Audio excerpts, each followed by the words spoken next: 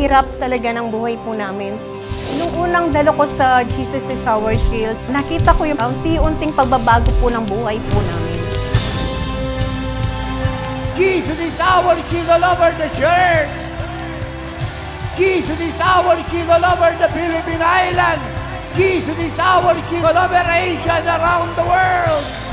And God said, His testimony for this worldwide unique, one of its kind, forth from His heart ministry will never stop. Nagkahiwalay po mga parents namin, high school ako. Kaya kaming magkakapatid, walang patnubay ng mga magulang. Natuto po kaming magbisyo, sama sa barkada. Nakapag-asawa ko ng maaga sa age of 18 years old. May mga gustong bilhin na pagkain, di ko maibigay sa mga anak ko. Hirap talaga ng buhay po namin. Nung unang dalo ko sa Jesus is Our Shield, kita ko yung pagsama ng Los, unti-unting pagbabago po ng buhay po namin. Kami po ay nakaranas ng pagpapala po ng Diyos.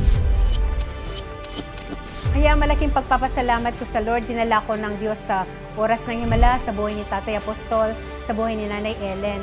Sa kanilang mga turo't aral, kami mga nahubog sa pagbibigay, sa pagsunod, sa pag-ibig, pagmamahal sa Diyos, mabuhay, kagaya ng ating Panginoong Jesucristo. Kaya sa lahat po na nagmimiti na makaranas ng himala sa kanilang mga buhay, pinansyal, pisikal, at lahat ng aspeto ng inyong buhay, dumalo po kayo sa anibersaryo ng Jesus is Our Shield. Kung paano ang naranasan ko sa pamilya ko, ay maranasan po ninyo